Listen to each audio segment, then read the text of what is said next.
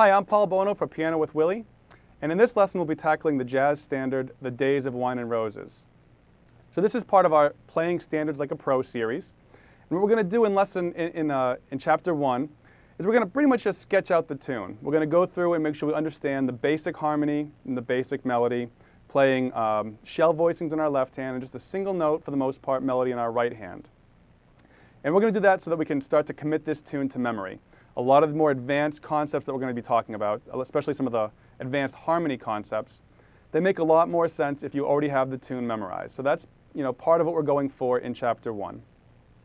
But then in all the subsequent chapters, we're going to be talking about some more advanced harmonic and theoretical concepts. Concepts such as chromatic walk-downs, getting from one chord to another chord by way of chromaticism, inserting a 2-5-1 progression where there wasn't one in the music, and how to do that, when to do that, how to understand when it's appropriate, when you can get away with it.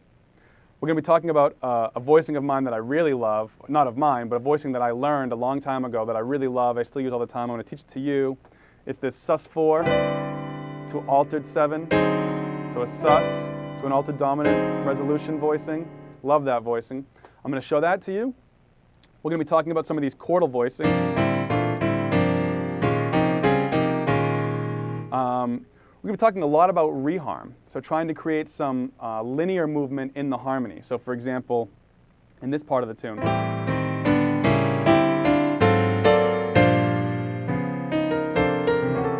all those kind of inner voices, how those lines are moving and why they work the way they do.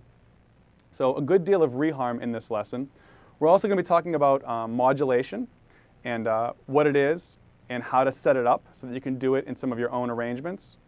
And then lastly, we'll be talking about bebop voicings and also something called the drop 2 voicing. So you heard the drop 2 voicing.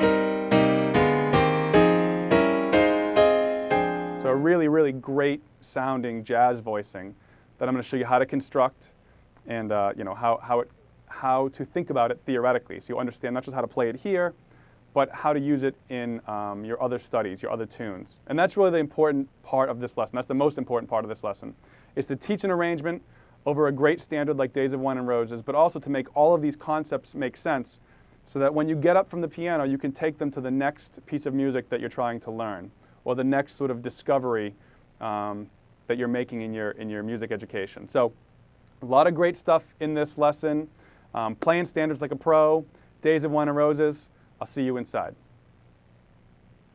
Thanks for taking a look at this video. If you'd like to be notified the next time I release free content on YouTube, you can click on the subscribe button on this page. It's absolutely free to subscribe to our YouTube channel.